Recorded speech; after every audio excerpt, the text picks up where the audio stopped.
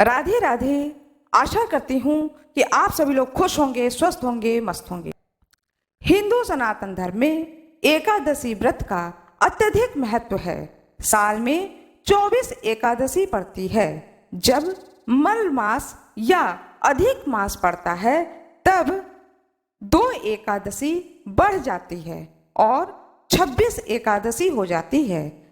आषाढ़ मास शुक्ल पक्ष में एक विशेष एकादशी तिथि पड़ती है। आषाढ़ मास शुक्ल पक्ष की एकादशी को देवशयनी एकादशी के नाम से जाना जाता है। कहीं कहीं पर पद्मनाभ एकादशी भी कहते हैं, सौभाग्य का एकादशी भी कहते हैं। पद्म पुराण में कहा गया है कि इस एकादशी के व्रत को करने से अनजाने में किए गए पाप से मुक्ति मिलती है और अन्य पुराणों के अनुसार देवशयनी एकादशी करने से सभी मनोकामनाओं की पूर्ति होती है। एकादशी के व्रत करने का मूल उद्देश्य भगवान श्री कृष्ण के प्रति भक्ति उत्पन्न करना है। शुद्ध भक्तों के साथ रह करके भक्ति पूर्वक जो भी भक्त इस एकादशी व्रत को करता है उसे धर्म, अर्थ, काम और मोक्ष की प्राप्ति होती है। साथ ही अपने इष्ट के प्रति गहरी आस्था और भक्ति होती है। देवशयनी एकादशी की महिमा अनंत है। सूर्य के मिथुन राशि में आने पर यह एकादशी आती है। इसी दिन से चातुर्मास का आरंभ माना जाता है, क्योंकि इसी दिन से भगवान श्री हरि विष्णु क्षीर सागर में योग मुद्रा में जाते हैं। इसी दिन से भगवान श्री हरि विष्णु क्षीर सागर में शयन करते हैं और लगभग 4 माह बाद सूर्य के तुला राशि में आने पर भगवान को उठाया जाता है। उस एकादशी को देव उठनी एकादशी कहा जाता है। इस बीच के अंतराल का जो कि 4 महीने का समय होता है इसे चातुर्मास कहा जाता है। इसीलिए अगले 4 महीने तक मांगलिक कार्य नहीं होते हैं। मांगलिक कार्य वर्जित हो जाता है, लेकिन भगवान श्री हरि विष्णु की पूजा पाठ जप तप करने से इस तप का कई गुना फल प्राप्त होता है। इस दौरान सूर्य और चंद्रमा और प्रकृति का तेज कम हो जाता है। शास्त्रों के अनुसार इन 4 महीनों में 16 संस्कार के आदेश नहीं हैं। इन 4 महीनों में पूजा, अनुष्ठान, घर का मरम्मत, गृह प्रवेश, ऑटोमोबाइल खरीदना, आभूषण खरीदना, यह कार्य किया जा सकता है। इस चातुर्मास के समय सुख शक्तियां कमजोर पड़ जाती हैं, इसलिए हिंदू धर्म में कोई भी शुभ कर्म करने की मनाही होती है। इस महीने देवशयनी एकादशी व्रत करना लाभकारी माना जाता है। इन दिनों शारीरिक ऊर्जा कम हो जाती है, इसलिए आध्यात्मिक ऊर्जा को बढ़ाने के लिए पूजा पाठ अत्यधिक करना चाहिए। आइए जानते हैं देवशयनी एकादशी व्रत 2024 में कब है। शुभ मुहूर्त, पूजा विधि, पारणा का समय, द्वादशी तिथि कब से कब तक है, राहु काल। देवशयनी एकादशी की व्रत विधि। प्रातः काल उठें, घर की साफ सफाई करें, अपने नित्य कर्म को करें, गंगा जल मिश्रित जल से स्नान करें, फिर पूरे घर में गंगा जल का छिड़काव करें। घर के पूजा स्थल पर या घर के किसी पवित्र स्थान पर भगवान श्री विष्णु की फोटो अथवा मूर्ति सोने की हो, चांदी की हो, पीतल की हो, किसी भी धातु की हो, उस मूर्ति की स्थापना करें। उसके बाद षोडश उपचार से पूजा करें। फिर भगवान श्री हरि विष्णु को पीले वस्त्र पहनाएं, पीला फूल चढ़ाएं, फिर कथा सुने, आरती करें, तत्पश्चात प्रसाद बांटें। अंत में भगवान विष्णु की प्रतिमा को सफेद चादर से ढके गद्दे, तकिए वाले पलंग पर शयन कराना चाहिए। इस 4 महीने में अपने सभी रुचि के पदार्थ का त्याग कर देना चाहिए। आइए जानते हैं किन किन चीजों का त्याग करें। मधुर स्वर के लिए गुड़ का, पुत्र पौत्र आदि के लिए तेल का, शत्रु के नाश के लिए कड़वे तेल का, सौभाग्य के लिए मीठे तेल का, सभी प्रकार के मांगलिक कार्य जहां तक हो सके ना करें। पलंग पर सोना, झूठ बोलना, मांस का सेवन करना, दूसरों का दिया दही भात आदि का, मूली, पटोल, बैगन आदि का त्याग कर देना चाहिए। आइए जानते हैं कब है देवशयनी एकादशी। आषाढ़ माह शुक्ल पक्ष 2024। एकादशी तिथि प्रारंभ 16 जुलाई 2024 शाम 8:33 से शुरू। 17 जुलाई 2024 शाम 9:02 तक। उदया तिथि के अनुसार 17 जुलाई 2024 को देवशयनी एकादशी व्रत धारण किया जाएगा। 17 जुलाई 2024 दिन बुधवार। सूर्योदय रहेगा 5:18 प्रातः, सूर्यास्त 7:03 सायं। राहु काल का समय रहेगा दोपहर 12 बजे से लेकर 1:30 तक। द्वादशी तिथि का आरंभ हो जाएगा 17 जुलाई 2024 रात्रि 9:03 से 18 जुलाई 2024 रात्रि 8:44 तक। पारना का मुहूर्त जानते हैं। 18 जुलाई दिन बृहस्पतिवार 2024 प्रातः काल सूर्योदय से लेकर के 9 बजे तक। शुभ योग बन रहे हैं। आइए जानते हैं शुभ योग। शुक्ल योग बन रहे हैं। 17 जुलाई 2024 को देवशयनी एकादशी के दिन सर्वार्थ सिद्ध योग बन रहा है। अमृत सिद्ध योग रहेगा। कहा जाता है कि देवशयनी एकादशी व्रत श्रद्धा भक्ति करने से माता लक्ष्मी और भगवान श्री हरि विष्णु प्रसन्न होते हैं। भगवान श्री कृष्ण की कृपा प्राप्त होती है और सारी मनोकामनाओं की पूर्ति होती है। ओम नमो भगवते वासुदेवाय। भगवान श्री हरि विष्णु की जय हो। आज मैं आप लोगों को आषाढ़ मास शुक्ल पक्ष की देवशयनी एकादशी के कथा को सुनाने जा रही हूँ। कृपया भक्ति पूर्वक इस कथा को सुने। कमेंट बॉक्स में जय श्री हरि विष्णु लिखना न भूलें। आइए सुनते हैं इस कथा को।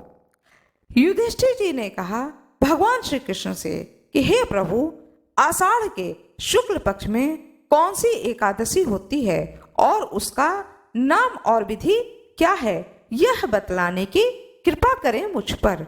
भगवान श्री कृष्ण कहते हैं, हे राजन, आषाढ़ शुक्ल पक्ष की एकादशी का नाम शयनी है। मैं उसका वर्णन करता हूँ। वह महान पुण्यमयी, स्वर्ग एवं मोक्ष को प्रदान करने वाली है, सब पापों को हरने वाली तथा उत्तम व्रत है। आषाढ़ शुक्ल पक्ष में शयनी एकादशी के दिन जिन्होंने कमल पुष्प से कमल लोचन भगवान विष्णु का पूजन तथा एकादशी का उत्तम व्रत किया है, उन्होंने तीनों लोकों और तीनों सनातन देवताओं का पूजन कर लिया। हरि शयनी एकादशी के दिन मेरा एक स्वरूप राजा बलि के यहाँ रहता है और दूसरा क्षीर सागर में शेषनाग की सैया पर तब तक शयन करता है जब तक आगामी कार्तिक की एकादशी नहीं आ जाती है। अतः आषाढ़ शुक्ल एकादशी से लेकर कार्तिक शुक्ल एकादशी तक मनुष्य को भली भांति धर्म का आचरण करना चाहिए। जो मनुष्य इस व्रत का अनुष्ठान करता है वह परम गति को प्राप्त होता है। इस कारण यत्न पूर्वक इस एकादशी का व्रत करना चाहिए। एकादशी की रात में जागरण करके शंख, चक्र और गदा धारण करने वाले भगवान विष्णु की भक्ति पूर्वक पूजा करनी चाहिए। ऐसा करने वाले मनुष्य के पुण्य की गणना करने में चतुर्मुख ब्रह्मा जी भी असमर्थ हैं। हे राजन, जो इस प्रकार भोग और मोक्ष प्रदान करने वाले सर्व पापहारी एकादशी के उत्तम व्रत का पालन करता है, वह जाति का चांडाल होने पर भी संसार में सदा मेरा प्रिय करने वाला है। जो मनुष्य दीपदान, पलाश के पत्ते पर भोजन और व्रत करते हुए चौमासा व्यतीत करते हैं, वे मेरे प्रिय हैं। चौमासे में से भगवान विष्णु सोए रहते हैं, इसलिए मनुष्य को भूमि पर शयन करना चाहिए। सावन में साग, भादों में दही, कुंवार में दूध और कार्तिक में दाल का त्याग कर देना चाहिए। अथवा जो चौमासे में से ब्रह्मचर्य का पालन करता है, वह परम गति को प्राप्त होता है।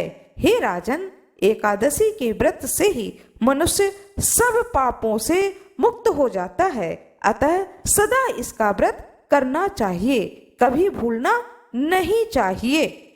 शयनी और बोधिनी के बीच में जो कृष्ण पक्ष की एकादशियां होती हैं, गृहस्थ के लिए वे ही व्रत रखने योग्य हैं। अन्य मासों की कृष्ण पक्षीय एकादशी गृहस्थ के रखने योग्य नहीं होती हैं। शुक्ल पक्ष की एकादशी सभी को करना चाहिए। भगवान श्री हरि विष्णु की जय हो। भगवान शिव की जय हो। भगवान विष्णु की जय हो। राधा कृष्ण भगवान की जय हो। सभी ऋषियों की जय हो। सभी दृश्य ऋषियों की जय हो। सभी अदृश्य ऋषियों की जय हो। इस प्रकार से भगवान श्री हरि विष्णु की देवशयनी एकादशी व्रत कथा पूर्ण होती है। आशा करती हूँ कि आप लोगों को यह कथा बहुत ही अच्छी लगी होगी।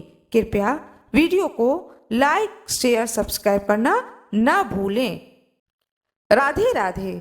जय श्री कृष्णा। आषाढ़ मास शुक्ल पक्ष की एकादशी को देवशयनी एकादशी या हरिशयनी एकादशी कहा जाता है।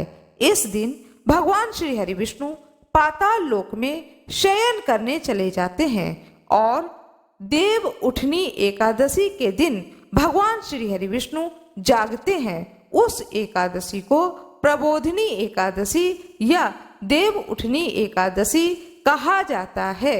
भगवान श्री हरि विष्णु देवशयनी एकादशी के दिन जब शयन करने चले जाते हैं, तब सृष्टि का संचालन 4 माह के लिए भगवान शिव करते हैं।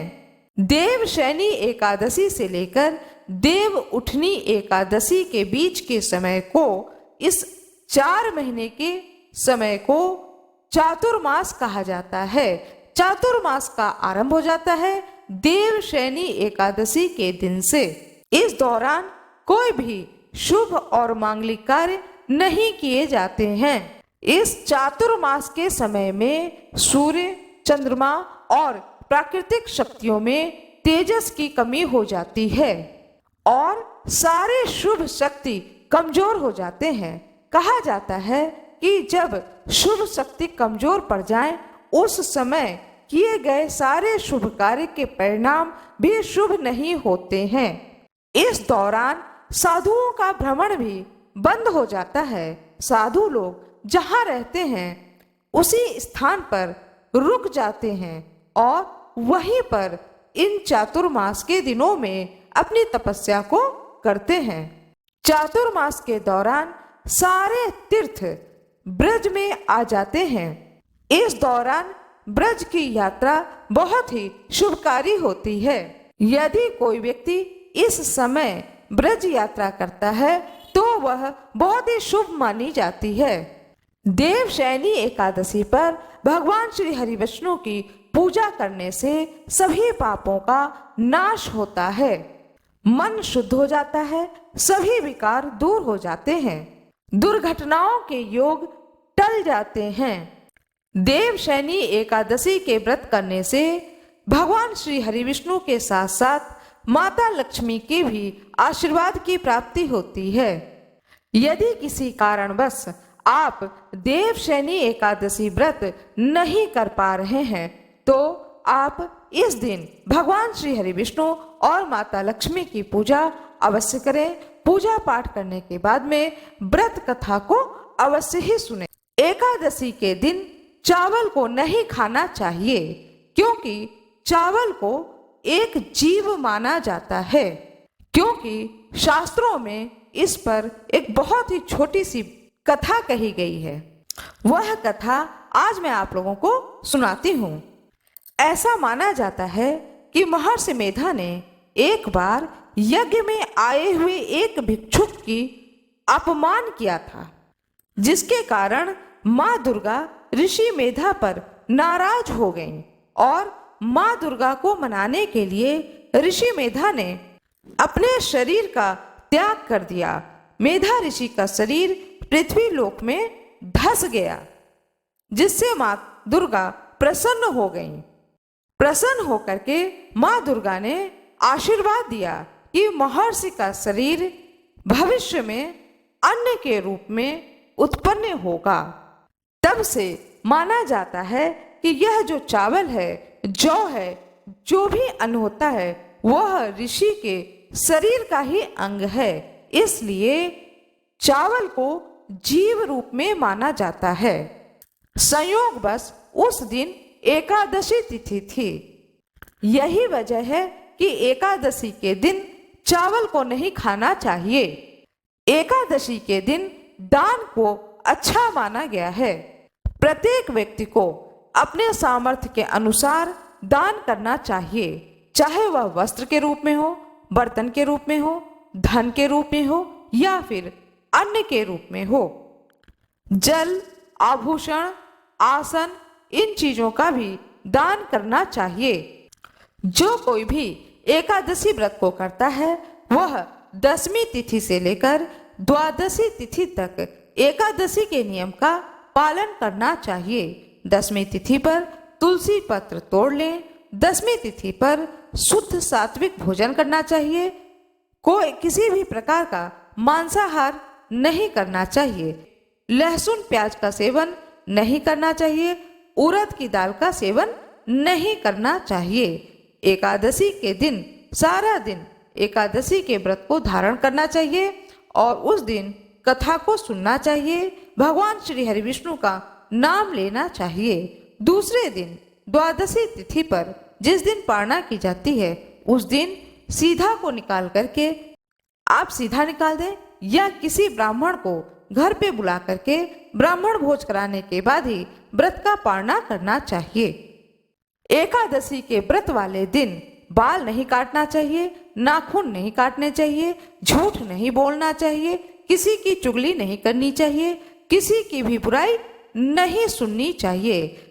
सारा दिन ही भगवान श्री हरि विष्णु के भजन में लगाना चाहिए। रात्रि में जागरण करके भगवान श्री हरि विष्णु का ही ध्यान करना चाहिए। इससे भगवान श्री हरि विष्णु की कृपा की प्राप्ति होती है। एकादशी तिथि प्रारंभ हो रहा है 16 जुलाई 2024 दिन मंगलवार को रात्रि 8:35 पर। एकादशी तिथि की समाप्ति है 17 जुलाई 2024 दिन बुधवार को रात्रि 9:24 पर। सूर्योदय व्यापिनी के अनुसार 17 जुलाई को सभी भक्तों को बुधवार के दिन एकादशी का व्रत धारण करना चाहिए। एकादशी व्रत किया जाएगा 17 जुलाई 2024 दिन बुधवार को। सूर्योदय का समय सुबह 5:18, सूर्यास्त का समय 6:49। 17 जुलाई को ब्रह्म मुहूर्त का समय रहेगा। समय सुबह 4:06 से 4:46 तक। 17 जुलाई को राहु काल का समय होगा दोपहर 12:04 से 1:45 तक। 18 जुलाई को राहु काल का समय दोपहर 1:45 से दोपहर 3:27 तक रहेगा। आइए जानते हैं पारणा का शुभ मुहूर्त। पारणा करना है 18 जुलाई 2024 दिन बृहस्पतिवार को। शुभ समय होगा सूर्योदय से लेकर के 8 बजे तक।